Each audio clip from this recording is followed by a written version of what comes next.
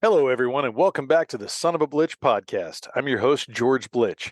Man, y'all are in for a treat today. You're about to check out an interview I did with Chef Jean-Paul Bourgeois. Jean-Paul was born and raised in Louisiana, and like many Louisianans, he was cooking and hunting at a very young age. He developed a love for the outdoors, which he talks about, which he further explored when he decided he wanted to be a professional cook. And he went and did the training and became a world renowned chef. You've probably seen him on Good Morning America, Fox and Friends, Duck Camp Dinners, which season 1 and 2 are on YouTube for you guys to search out. And he just announced that season 3 is now being filmed. As I'm talking right now, Jean-Paul is traveling around Louisiana filming Duck Camp Dinner Season 3. He's working with the Louisiana Board of Tourism and a bunch of other fine partners in this. I cannot wait. It'll probably be coming out in early 2024. So you guys make sure you mark that on the calendars whenever he's going to be announcing that, because it is going to be something you're going to want to tune into. Something a little bit different this year. It's going to be going all around Louisiana State. I cannot wait. If you need something in the meantime to satisfy that need, go check out Duck Camp Dinners. Go check out First Lite's Timber Tours. He's also been on MeatEater. And man, Jean-Paul is just an incredible guy. I had such a fun time chatting with him. We explored all sorts of different topics, and I just can't wait for you guys to dive in. So I'm going to bow out. You guys tune in. Here is my podcast with Chef Jean-Paul Bourgeois. Hey, Jean-Paul, how you doing today, man? I'm good, George. How about yourself? Fantastic, man. Fantastic. I'm so excited we get to chat today. Man, I got a lot of questions for you. I think the best place to start is really finding out about where you grew up, how you got into your, hunting and cooking and just that exposure in the outdoor world. Who were some of maybe the people who were mentoring you and kind of guiding you through that, and maybe just kind of started the genesis of that experience for you, if you will? Man, I hope we have enough time in this podcast for that. Look, very simply, I'm from South Louisiana, and so the culinary thumbprint on that state is just so big and so diverse. It makes it really difficult to grow up in South Louisiana and not be connected to food. That's one. In the same way, it makes it very difficult to grow up in South Louisiana and not be connected to the outdoors, whether that's hunting, fishing, whether that's ducks or deer or any of the things in between. And usually the culinary side of it or the food side of it and the outdoor side of it kind of run the same parallel paths. So, I think the short answer to your question is just being from South Louisiana put me in a lot of position to just love food and love the outdoors and not do them as a separate entity, if you will, but as one that kind of ran as parallel structures to each other that you always used for each other. For example, a lot of the cooking that I learned as a young boy, even before going to culinary school, was at hunting and fishing camps, right? Now, current day, the only reason why I go in the outdoors to hunt or fish is to cook, right? It's to cook those things. And so at one time in my life, one led me to the other, and now it leads me the other way, and it keeps kind of switching back and forth. And so I see, just from being from South Louisiana, I'm sure a lot of folks from Texas and Alaska and other places where there's huge, just very a longstanding history of being in the outdoors and hunting and fishing, and have these really cool culinary footprints as well. They can probably find a lot similar to what I'm saying right now. Just kind of growing up there really fed your curiosity, fed my curiosity, and just my kind of inquisitiveness to just keep learning more and keep walking down that path. But I didn't always call the outdoors a professional way of life. For the most part, it was in the culinary arts, and it was cooking in professional kitchens everywhere from beach bars to Michelin stars I've cooked in. So, and that goes from Louisiana, New York City, St. Thomas and the Virgin Islands, California, both in Napa Valley and San Francisco. And then eating all over the world in my travels has really helped me kind of what I consider, like if a painter has a palette of colors, it may only start with 8, but at the end of that painting, he has blotches of colors all over the place that he can use to kind of paint his picture. And in a lot of ways, I think a lot of chefs think of their creativity in that way. It's like, as a kid, we had 8 solid colors, like the 8 colors that come in a Crayola box. Right. As we grow older, and that never stops, those colors start blending. Those colors start becoming new colors and new shades and new hues. And that's how I cook. It's an ever evolving thing. I'm 39 years old right now, and I certainly don't cook the same way as I did when I graduated culinary school in 2006. And I don't intend on stopping that progress until the Lord puts me in the dirt. So that's a huge part, being from South Louisiana, always being inoculated with food in my parents' kitchen and hunting and fishing camps. And then also being in the outdoors, being able to get to a boat ramp in 20 minutes, 30 minutes, hunt, get back before school. My dad used to take me hunting. Then he'd go in and try court cases as a lawyer at 9:00 in the court in a local courthouse right after duck hunting. So, and he was a guy that went 40, 45, 55 days out of the year, and there's 60 of them. So he was pretty serious about it, but we only had that access because of living in South Louisiana and having that proximity, having that easy resource to get out into the marsh, hunt birds, and get back and like start your quote unquote normal day. Right. Is this, did you have like a passion from a kid knowing that like this is something you kind of wanted to do as a profession, whether it's, making a living in the outdoor space or in that culinary world? When did you kind of have maybe that epiphany, or was there a moment that you realized like, I can do this and this can be something that I can make a living at, and I can meld my passion with everything that I want to do and be able to have the paycheck involved as well? Yeah, I think that came in basically 3 different buckets. And the first one came from a food side. And I was really good at cooking from a very young age and very curious about it from a very young age, from like my earliest memories from my dad cooking, then to when I was able to reach a stove and start cooking. And at the time when I was 7, 8, 9 years old, I wasn't thinking like, I want to be a chef. Right. But I always was good at it, and I was always the guy to do it at these different hunting camps in high school and college and so on. Once I reached college, I went to Nicholls State in Thibodaux, Louisiana, which is where I'm from, and the chef Jean-Paul's Culinary Institute is there. I went into orientation went into the psychology classes, and I quickly realized, I was like, as much as the human mind really interests me, it's not where I'm just simple, not that smart. And I was like, but I'm pretty good at cooking. The culinary school was right there. I signed up. I changed my curriculum the day of orientation. I signed up for culinary school. I graduated top of my class. And that was the point at orientation. I was like, psychology, probably not that smart, but I am good at cooking. And that was that little turning point there. When the outdoors came, so all through high school and college, I spent time, a lot of duck hunting, a lot of fishing. But then when I moved outside Louisiana, I took hiatuses for a number of different reasons. One, I was a broke cook. I didn't know. The first place I moved from when I was out of culinary school was California in the Napa Valley. I didn't know anything about, of course, like it was such a huge new world living in the Napa Valley, straight out of Thibodaux, Louisiana, never living anywhere else. And then moving there, it was a culture shock in a very good way. And I was, my attention was so diverted to food and culinary that I kind of left the outdoors a little bit behind. I would come home to Louisiana and hunt and fish for a week at a time, 2 or 3 times a year. But I would never really do it there in California. Then I moved to St. Thomas in the Virgin Islands, lived there for 18 months. Went on a couple fishing trips, spent my time at the beach, drinking cervezas and, working at a beach bar.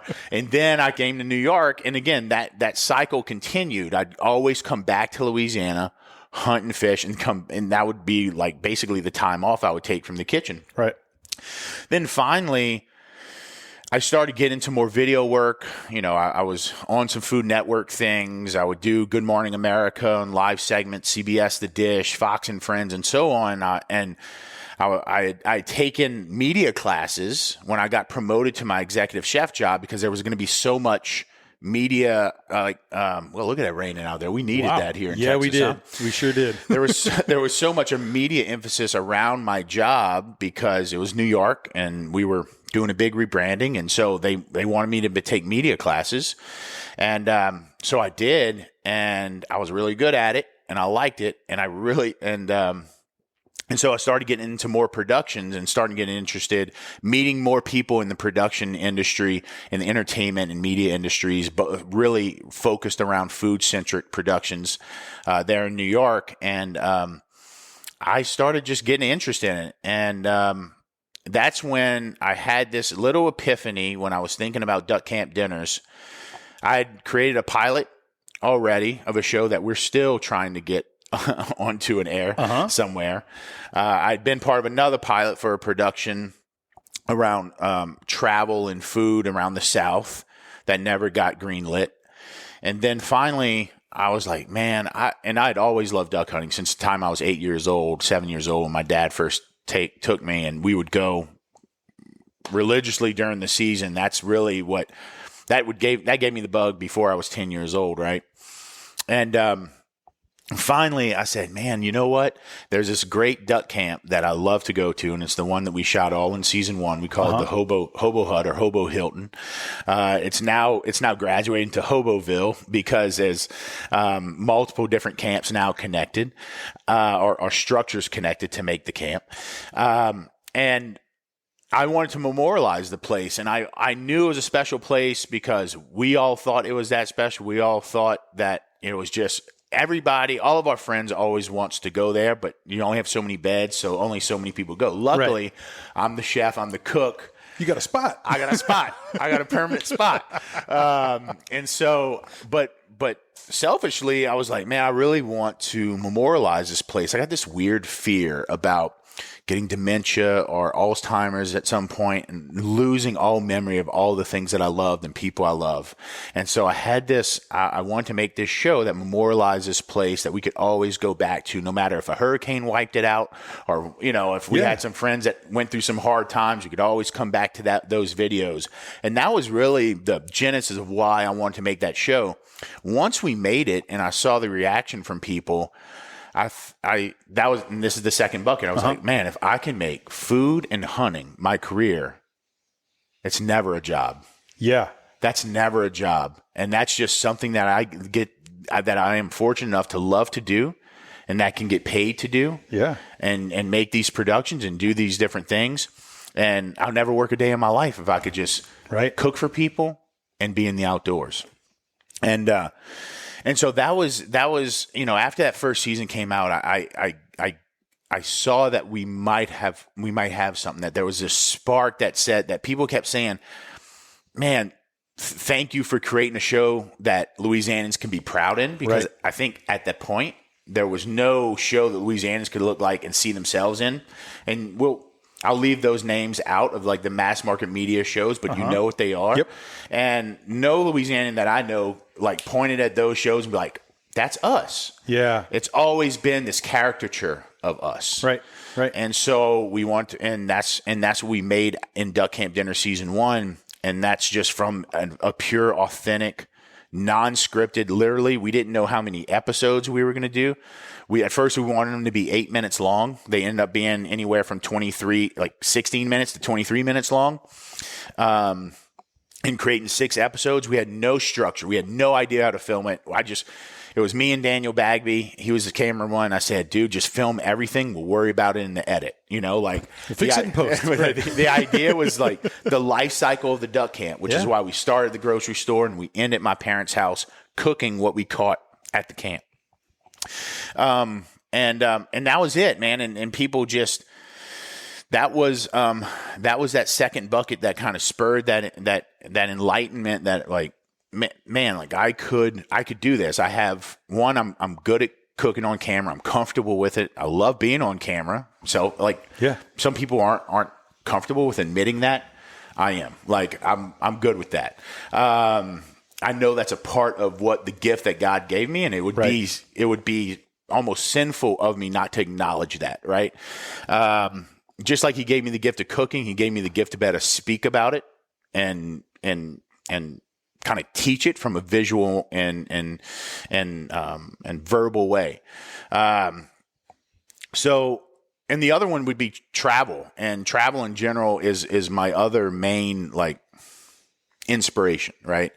And I'm a big believer that food can transport of. It has these incredible transportive properties, not just to transport us back in time with something like, your grandma's favorite, your pecan pie recipe for Thanksgiving, and transports you back there. It could also transport us into other countries and other places and other cultures.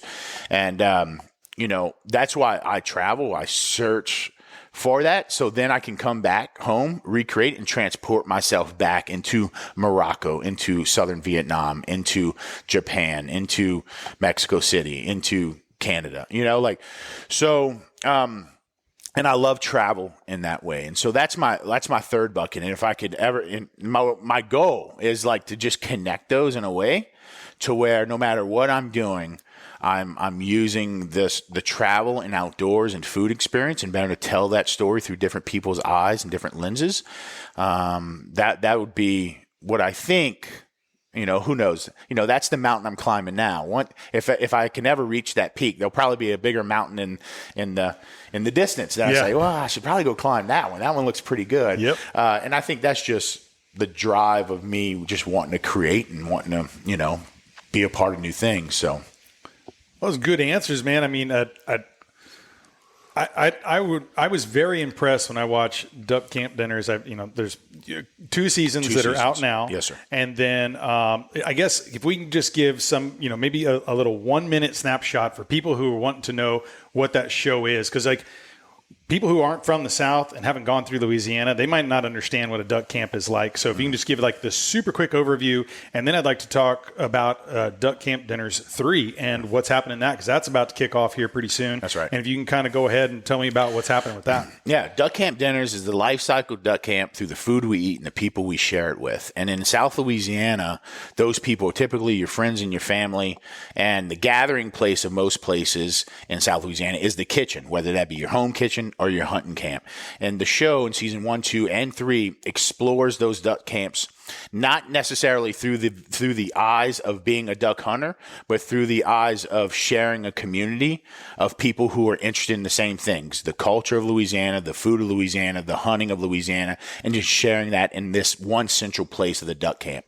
And season 1, 2, and 3, season 1 was just one duck camp. Season 2 was 3 or 4 duck camps, and then season 3 will be 7 duck camps, if not more, that really explores the culture of those duck camps through the food we eat and the people we share it with.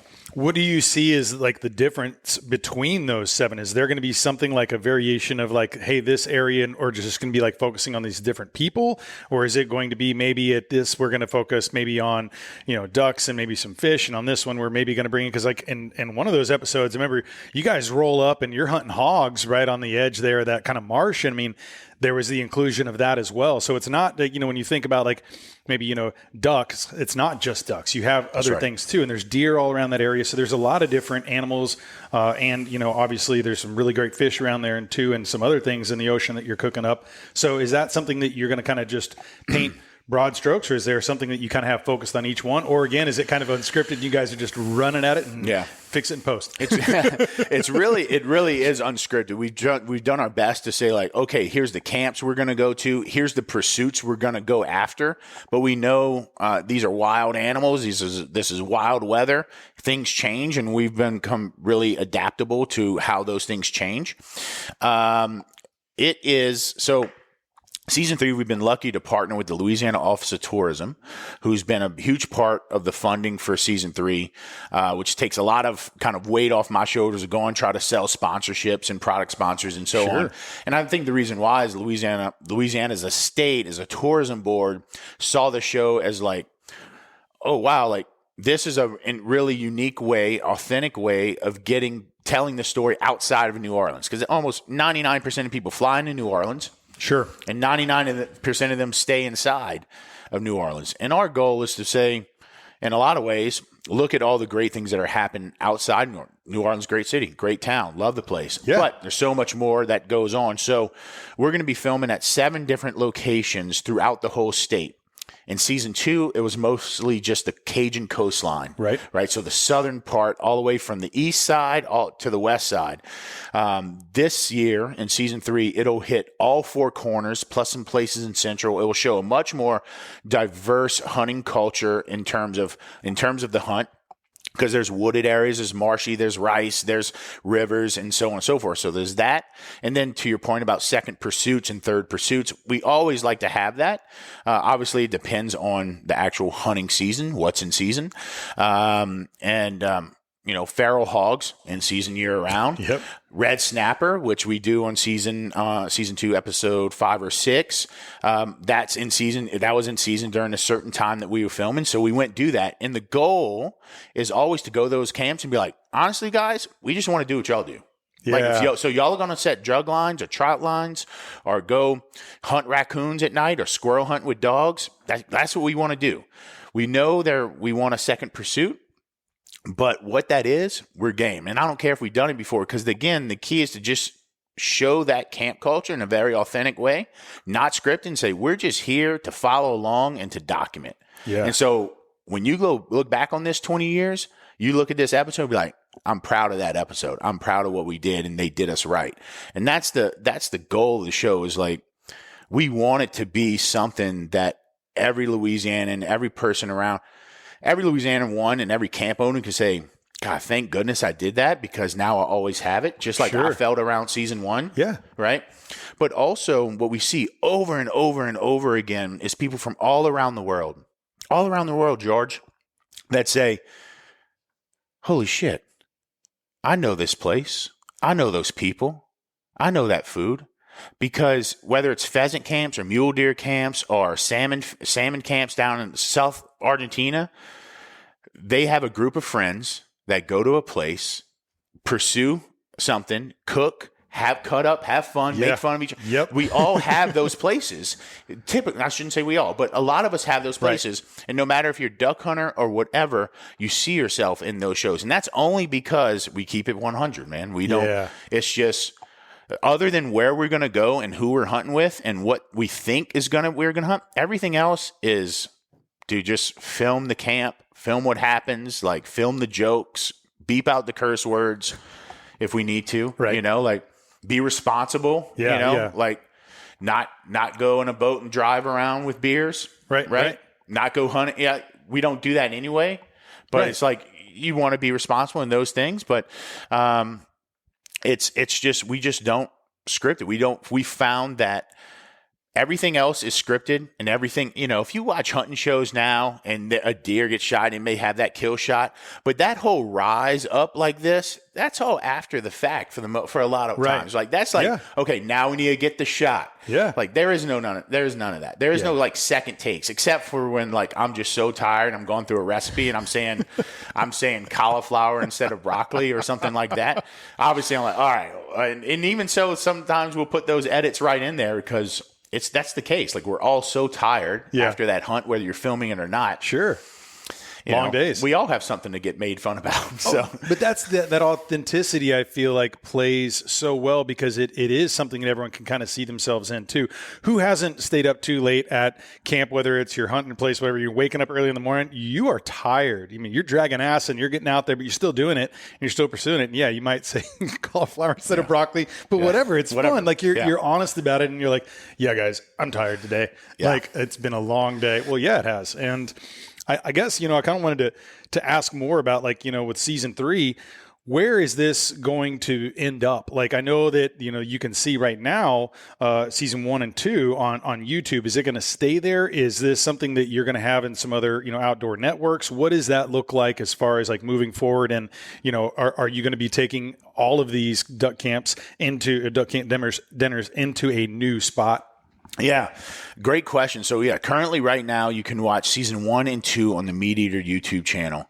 And it's had tremendous success there, and I'm really thankful for that partnership. We're moving on from the MeatEater YouTube channel Season 3 will premiere on Waypoint TV. It'll be on season 1 and 2 will also be on Waypoint TV starting later this year. For those who haven't seen it on YouTube channel, you can watch it on Waypoint. And the reason why I love this partnership with Waypoint, because of their distribution through multiple different subscription and streaming services that are highly, trafficked by folks. And so it just gives people a lot more access to watch it if you're not a big fan of watching it on your computer or YouTube. So really excited about that partnership, especially now that we can put all 3 episodes in one spot, all 3 seasons, in one spot. And they've been just really great partners thus far, and I don't see any reason for that to change. Really excited about that. We'll likely put season 3 also on a YouTube channel, but the pressure is off at that point to put it on a YouTube channel, because Waypoint has such a great distribution model and great, traffic through all their partners, that we really feel like this is going to be our time to make a big splash. And so we're looking at season 3 to be our best season ever. I kind of look at these, everything that I do is like, this is the last one I'm doing. You better go out with a bang. Yeah. Right. Like, I just do not count. And that's just me just saying, like, I don't ever want to rest that there's going to be more of this. Yeah, yeah. If this is the last season, we're going to make it the best season. And if God willing, there's a season 4, then so be it. But season 3, as far as I'm concerned, there ain't going to be another season after this. And hopefully I'm proven wrong, honestly. I would love there to be a multi-deal, multi-million, multi-year contract or something, sure. But right now, just the grind, the hustle is real. And I'm looking at season 3 to be the best ever. And I think Waypoint TV is the optimal place to put that on. And, I own everything. So I own all the media to it. I own all photography and video assets, and I will for season 3 as well. And I own season 1 and 2. So, we have the ability, as we're building that library, to do more stuff with it. So excited about that. Also excited, I'm wearing a Boss Shot Shells hat, and just a shout out to them, because they came in as with just like, I love disruptors, right? I'm a disruptive kind of guy by nature. I think Duck Camp Dinners is a disruptive show in the outdoor space and the culinary space combined. I don't think it fits any one mold, and I think that's why people respond to it. And I love Boss Shot Shells, and obviously great shells, and I've shot them for the last 2 seasons, even when they weren't a part of Duck Camp Dinners, but they've come in to be a significant partner in Duck Camp Dinners.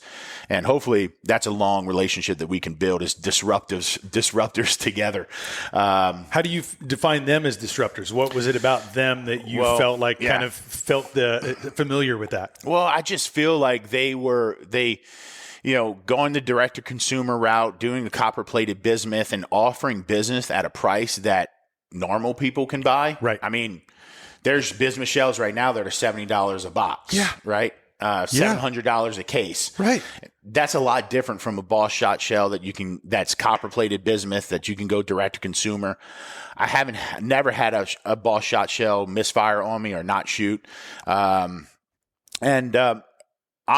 like the culture of that company, as I've come to know the owners and the lead and the top players in it, which is very small, they're just good people. And it's people, I'm a big believer in this. My dad used to say this about my friends. He was like, Jean-Paul, you are who you hang out with. Yeah. Yeah. And I'm a big believer in that. And it's the reason why I've made a lot of decisions in the past 2 weeks to a month. One to leave MeatEater, one to go to Waypoint TV, one to partner with Boss Shot Shells, Louisiana Office of Tourism, because honestly, you are who your friends are, and you're a reflection of the people you do business with. Yep. And I want my circles to be tight, aligned, and supportive of each other. And those 4 that I just mentioned there, between Boss, Louisiana Tourism, Waypoint, and then Duck Camp Dinners and Split Reed Media, who produce this show with me, they're just people that I want to be involved in, that I want to do business with, that are invited to my house, that that I can call on in times of need, and just to say Merry Christmas. Sure. That's the kind of people I want in my life. I think if you do business that way, maybe you won't make the most money, but you'll likely always be happy. And I feel like that's pretty darn valuable.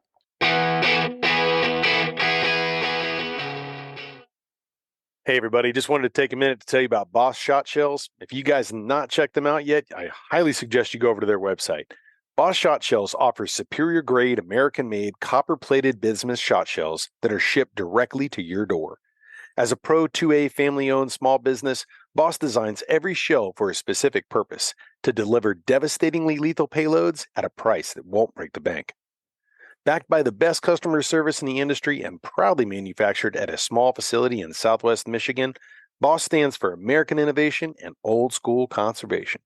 Unleaded and unmuzzled, check them out at bossshotshells.com.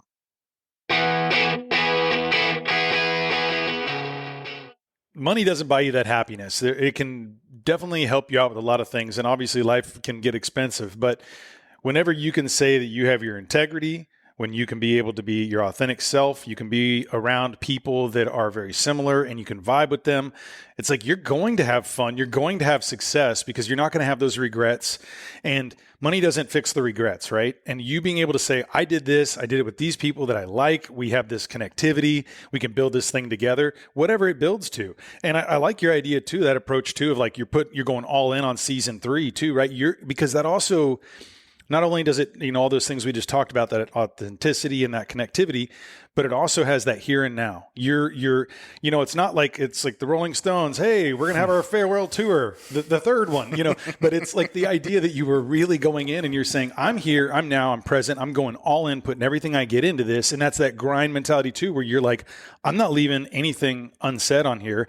And if you do that, it's going to speak for itself. A season 4 is likely going to come. More people are going to connect to it and they're going to want to be a part of it, or it'll grow to that. Like, I was kind of curious too. Do you have plans to maybe work in other states and kind of be able to show that kind of microcosmic level per state or maybe per animals that are in that area? Because I could see, like, you did such a great job representing Louisiana and all those, the duck camps and all the outdoor, lifestyle things.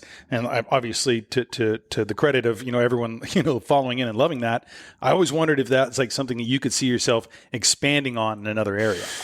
100%, George. I mean, this is Louisiana is my home. Obviously, I love the place. I'm invested in it from a very visceral point of view. I just want it to succeed, even though I don't live in Louisiana currently, right? I live in Texas, but I do a lot of work in Louisiana for that reason. I feel like that state gave me so much, right? So much culture, so much foundation of being the man I am today. I'll probably spend the rest of my life trying to repay it in ways like this, like just trying to get more people visiting there, more people hunting there, more people spending money there.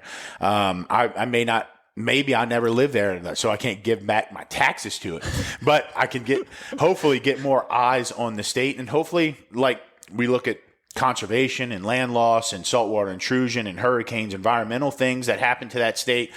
The more I can talk about that, the more money we can get appropriated to those things, whether that's state or federal levels. And so, it's nuanced the way I think about my relationship with Louisiana, but it all comes from a place of just wanting to see it succeed, more so than it has been before. Not saying it's never succeeded, quotes, but I just want that progress to continue to happen in that state. And if I can be a little part of that, then great. But to your point, Texas is a great example of a state that would be incredible to have a duck camp dinners season in, or another show that was tailored in a way that can go out to certain pursuits during certain seasons.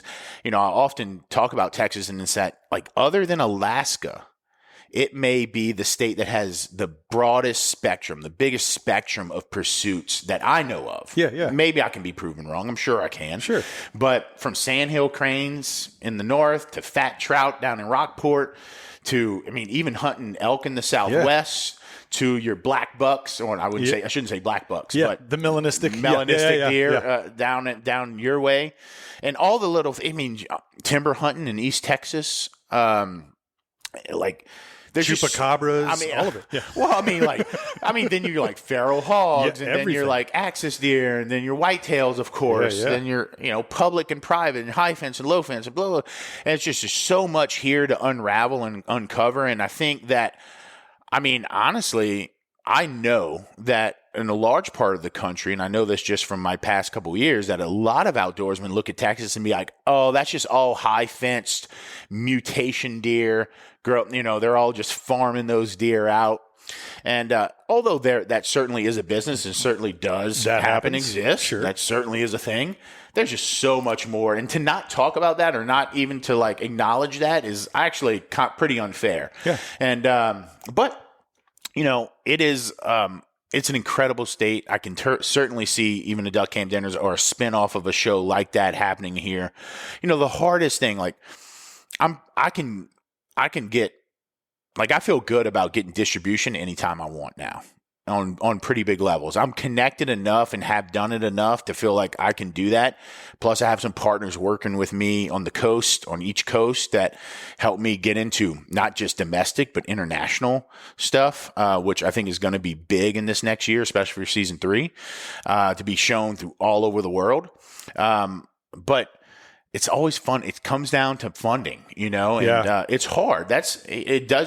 You were attracted to duck camp dinners because we filmed it like it was a documentary. Yeah. We have multiple cameras. We try because we know that we're not going to take 2s and take 3s. Right. They need to get it or it's not getting, So, and then we really believe in a quality of filming, and getting people that really know their way around in production and in the post edit about coloring and sound syncing and so on and so forth. So there is very intentional. The reason why you watch that show and be like, oh, wow, it's really well done. It's because we put a lot of effort, and that means a lot of money into creating these shows, probably more so than any other thing on Pursuit Channel, outdoor, and so on and so forth. Like probably closer to even more than MeatEater in a lot of ways, the actual show.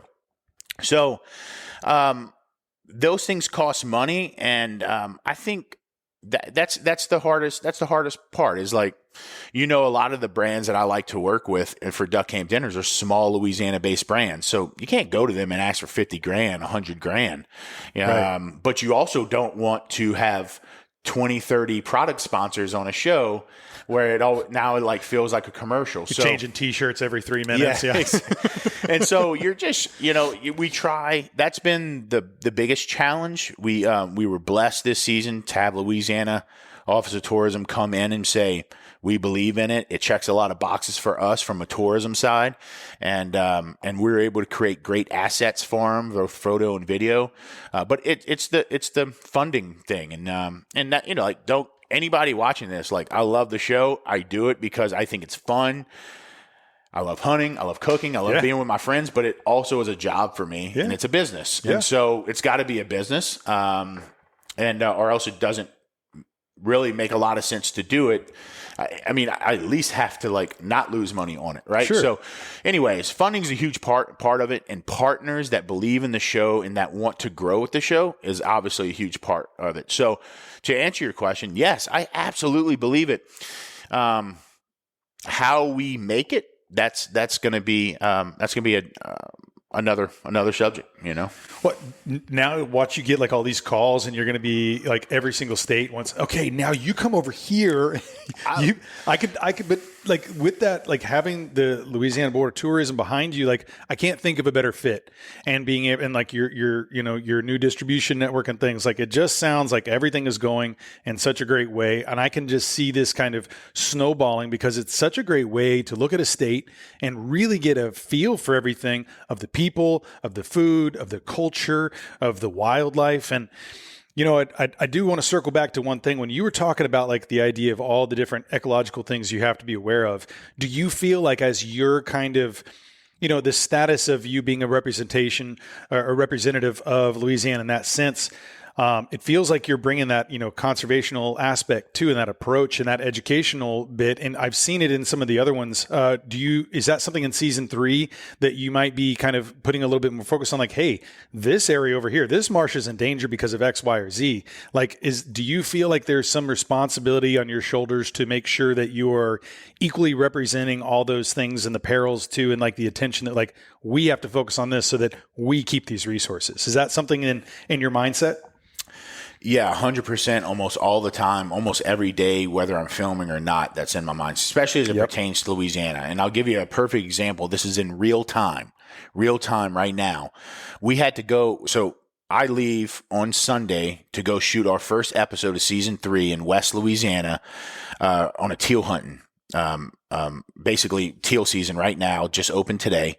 And we're going to go film 4 days, and it's going to be our first teal episodes outside of big duck season, right? What correlates with teal season is alligator season, the only month out of the year that we can hunt them in Louisiana. And so there's going to be some of that too. There's going to be camps. But we had to, on the fly as of last week, had to completely switch locations, switch people that's going to be in camp, because they've been unprecedented marsh fires in Louisiana because of this drought. Yeah. And it is so dry that a lot of the places people are teal hunting today and will for the next 14 days are dried up and can't hunt them. You only can hunt teal if you have water access or access to pump water into your fields, which is mostly rice.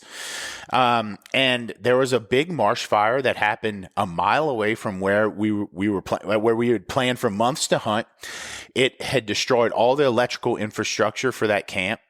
And so it won't have power for a long time. The owners are, it's a camp where these 4 best friends kind of went in on this whole property and these 2 structures that make this camp. And so we were forced to find another location. Now, lucky enough for us, we were connected enough in Louisiana to kind of put some feelers out and get a new show, last minute kind of thing. And it's all going to work out and it's great, but we'll use that opportunity and actually mention that and actually kind of talk about that on the show, that, usually the conversation with Louisiana is having too much water, right? and water encroaching on solid land and fresh marsh, which is obviously still an issue with saltwater intrusion kind of killing freshwater grasses. But now we're talking about marsh fires, and whether it's marsh fires in the south or forest fires in the northwestern part of the state, which there's been, like, I was talking to my mom and my dad and some other folks that are, generations ahead of me about this. And they say never in their lifetime could they ever recall any type of wildfire happening in Louisiana. And this year we've had 5, 6 of them throughout the state. And one of them affected, these folks' property directly, this production of Duck Camp Dinner Season 3 directly, and we had to pivot. And it's those things that, yes, like in terms of conservation, in terms of habitat loss, and so on and so forth. I mean, shoot, we're in Katy, Texas right now. Yeah. We can talk about the Katy Prairies. Yep. For a lot too, and that type of habitat loss. In Louisiana, it's a little different because a lot of the habitat loss was uninhabitable anyway by humans, but highly habited by wildlife, which is now being threatened on all kind of different levels. And now we're seeing people's habitats being threatened by wildfires. And usually too much water. Yeah. This year, for whatever reason, droughts everywhere from Texas, at least from, speaking firsthand from Texas to Louisiana. It's like, man, it's just dry. And so, those things are always on my mind. I remember in LA history class when I was 8th grade, we went from elementary to my high school went from 8th to 12th, and 8th grade LA history class. And I remember Coach Art Nakan, he would say, I had this funny accent and so on. I'm not going to try to repeat it, but he would say, Louisiana loses every 15 minutes, Louisiana loses 100 yards of land. Now that is correct, but also incorrect in the sense that it's actually losing more than that in a lot of places. And so because of saltwater intrusion, because of, different things, we've levied off the Mississippi River, which hasn't allowed that to overflow, replenish with silt and get more hard land. And we did that a long time ago. Yeah. Right. But there's all kind of other things associated with that. And so we've been all aware of this for a very long time, is my point, and it's not going to get better anytime soon. We're doing things now to make it better. We're making progress in places with literally pumping sand and silt through basically pipelines from one place to another to build it. But man, that is an extremely costly effort, especially when you're saying you're battling Mother Nature, which has no care about unlimited funds. about your she'll do what she wants. Yes. And so we can only do so much to battle that. But there's a lot of good people and a lot of smart people that are. My job is just to shine a light on it. Yep. And if I can get more people donating $5, $15, $100 to those causes, then great. Like I want that to happen. But it's a lot of really smart, scientists and engineers that are working on behalf of the state's coastal line and deltas and tributaries that are help building that up. There's always going to be a loser, though. The oyster farmers, they're building up all kind of fresh water. Guess what doesn't grow in fresh water? Like oysters. So they got to move out. And so there's different things. There's going to be somebody affected by it, unfortunately. Yeah. Hard to make everyone happy, right? Yeah. Yeah.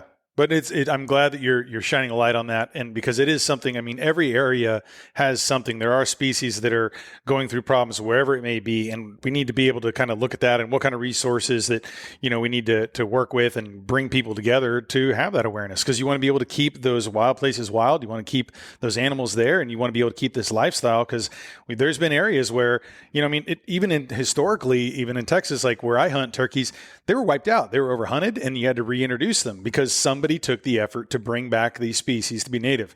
So when you're like, oh, are these native turkeys? Well, kind of. They were coming from over here. But I mean, that happens a lot of different places because people want to bring back, the bison and the buffalo, right? There was areas that they were completely wiped out. Now they're there in certain spots, but they weren't there for X many years, 100 years, whatever it was, until someone made the decision, I want to bring back the original landscape or whatever. So I think that's very important for us to do in our native species and be aware of the invasive ones too and what we can do, because there are some everywhere. We talked about feral hogs, right? I mean, it's like everywhere.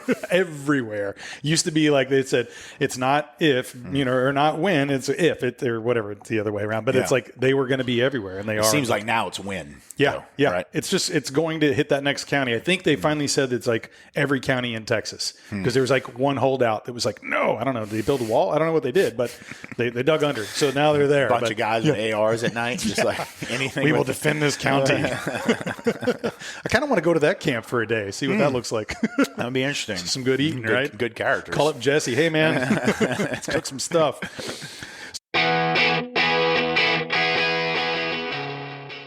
Hey everyone, just wanted to take a minute to tell you about my favorite Cajun seasoning out there.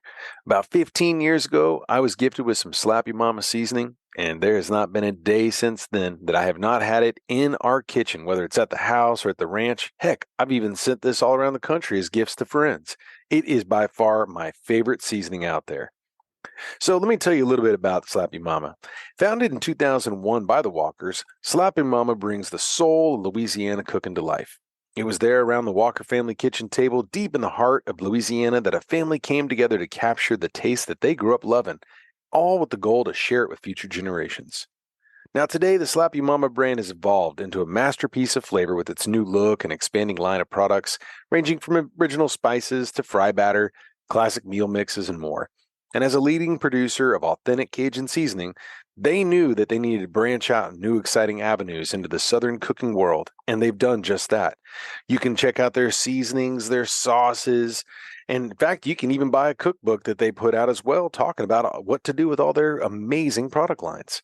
Guys, choose Slappy Mama for your next meal and experience the magic of real home cooking. To learn more, go to slapyamama.com today. You'll be glad you did.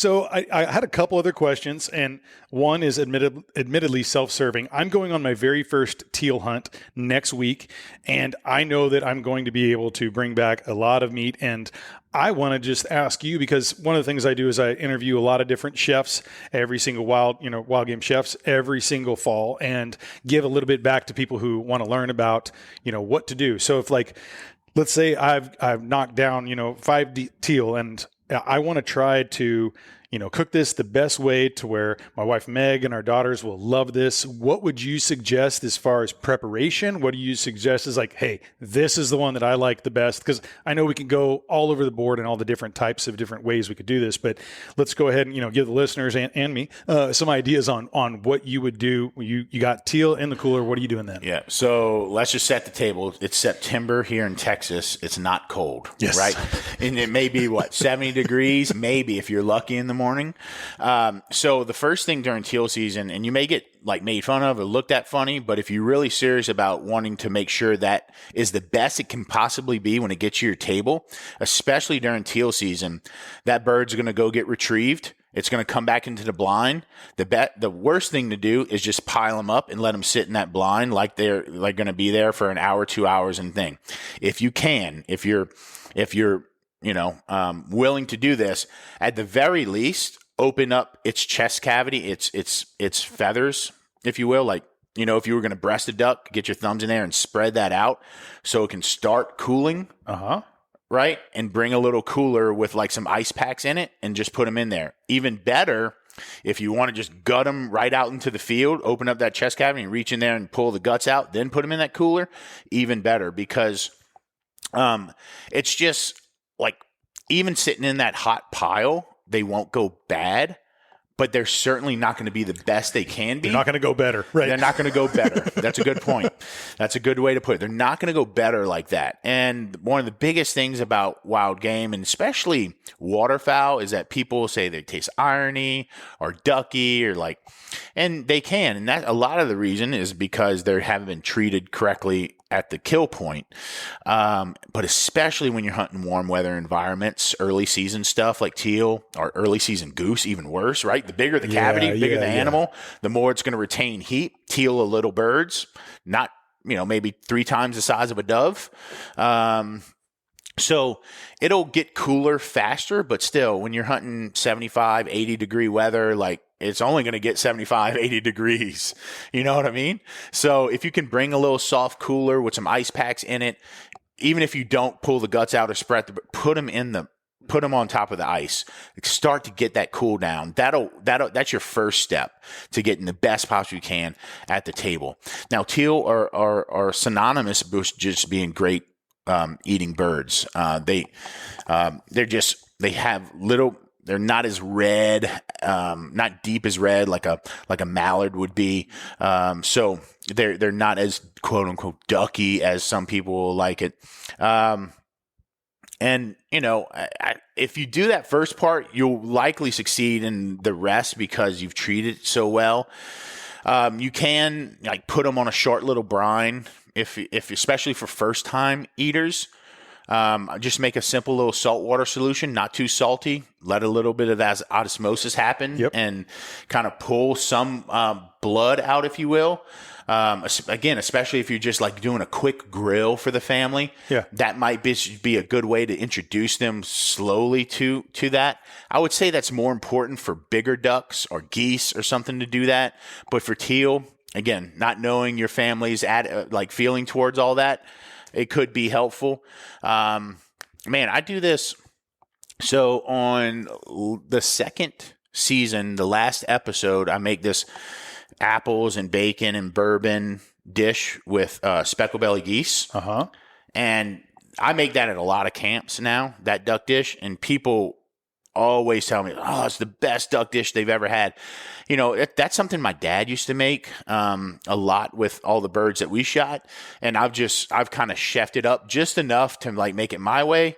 And it tends to really appeal to a lot of people. So I can shoot you over that kind of recipe. Oh, yeah. Please. Because I don't think we actually documented the word for word recipe on the show, but it's all there kind of in video format on that last episode of season 2. And it's when I light all that Pappy Van Winkle on fire, which I do that for the comment section, But, what are you doing? But that's a good one, especially because it's got this savory and sweet kind of ding to it. It's great for It's a great dish for new duck eaters because it's just, it appeals to a lot of American palates, if you will. Yeah. A lot of bacon, a lot of onions, some sour apples in there, some good brown sugar and butter and bourbon in there. And it makes a gravy, and you can eat that over rice and with some vegetables, or just kind of pick at it like that. But really, like, again, like those teal are going to eat great on the smoker or on the grill, especially if you take care of them in the field. And more so than ever during this teal season, which we'll be filming, which I'm going to do myself. Which will be, it's even important for you if, like, you know, you just want that bird to be the best it can be at the table, then it matters what you do with it in the field. Like with any animal, right? Yeah. But that's something that a lot of people don't. When I was talking to Jesse, most people don't do that. Yeah, I was talking to Jesse. He's like, okay, here's what you do: keep it dry. I mean, how many times do people just throw ice on the meat immediately? And it's like, no, it's like, okay, here's what you can do: contractor bag, something like. There's a lot of different things that I've talked to the different chefs about, and the preparation in the field, and that's where it starts. And a lot of people, they haven't maybe realized that it's going to affect it whether you take it to the process or where you do it at home. And it's like, there are some 101s that you have to do. Yeah. And it's very important. So I was planning on grabbing a cooler and doing that exact same thing. So I like the frozen packs of ice because they don't, you're not carrying around sloshy water and they're not getting wet. And I don't like putting things in contractor bags, especially if I got 12 birds in it, because that, ideally I have that, that square, soft Yeti cooler. I got 4 of those ice packs in it, and I'm leaving the top even up and just letting it breathe with whatever birds I have in there. And I'm at the very least getting that feather off of that breast cavity and opening up that cavity and then throwing it on there and not worrying about like what blood gets on whatever, if you're going to pluck them or what, like it's just cool them down. Yeah. I guess it depends on how good the hunting is too. If you have the time to go ahead and cut them all in. Yeah. Okay, just next. Yeah. Next. And certainly you'll have some lulls, right? And bang out a couple of them. But again, like just like having that cooler there with those ice packs, even if you're not going to do anything with the bird, to get them in that and not in the pile on the side of the blind. And Jesse talks about dove hunting, how he likes dove totes for that reason, right? Like hanging them from his things that allows air to get through those dove. And so you can bang out your limit, be an hour and still, but having those totes just allow those birds to not be in a pile with fire ants and just steaming on top of each other. All those little things, which is why like duck straps are good. Yeah. But duck straps are really useful for that when it's 30, 40 degrees outside. Sure. Right? Like, yeah, I mean, right now you can put them on your hip and they might cook. It's so hot out in the field. I mean, like I said, like you're lucky if you get 70 degrees, and that's not lasting long. Yeah, Yeah. Well, look, I know we're going to wrap it up soon. I had 2 other questions. I've been talking to a lot of people about their legacy, right? And I wanted to ask you this, and kind of what is it that you want your legacy to be, professionally, personally? And, how do you see that? How do you see that shaping out and what you want to be remembered by? And it's not just like, when you're dead down, like right now, what you're putting down on the ground and what you're doing, what is it that you want to be able to leave behind for, like you said, documenting like your duck camp dinners and stuff too. It's like, if there was a time when you had to stop, what is it that you want to be remembered at? Give me your ideas on legacy. Well, I mean, maybe because I'm a new dad, son being 19 months old. I want him to be proud of me. I want my family to be proud of me, both professionally and personally. And I know that's a very like overarching statement. But I feel like me just being myself, staying humble, working hard, doing things that I love to do, dumping everything that I have into those things, whether that be him or my family or my work. That's what I want my legacy to be. I want him to know, and everybody that I touch in my life, to know that whatever I did it with a tenacity, and I did it with a passion, and I did it because I love it. And that's not to say that I want them to like be in my eulogy to pat me on the back. It's me wanting them to have something like that they love as well. Yeah. Right. Like that's what I want them to know, that it doesn't matter if you are a classical pianist and you're a musician, or you want to be the next Steve Ranella or Jim Shockey. Right. Like, make sure it is something or you want to change plumbing for your life or be an make sure it's something that you love to do. And, I'm right now in my stage of my life doing something that I personally, professionally, emotionally love to do with every fiber in my body. And I hope everybody, not just my son, finds something like that if they haven't already, but especially my son. Like whatever you're going to do, love it and dump your heart and soul into it. Well, you're the example that he's going to be seeing. And I think you're such a good example for that. And, for wild game chef, for, the outdoors, conservationist, like you're doing so much out there. And I just want to say thank you, so much personally to be able to see the example of someone who's living by, integrity and by responsibility and really giving something out. And you are an example that people are looking up to, and you're having fun doing it, and it shows. And it's a proud heart moment, man, to be able to know people like you who are doing that. It inspires me. I know it inspires other people, and just thank you for being that. And thanks for sharing who you are authentically, man. It's very important to see. And I love that. Thank you. You're welcome. Well, thanks for having me, man. And, what episode will this be in?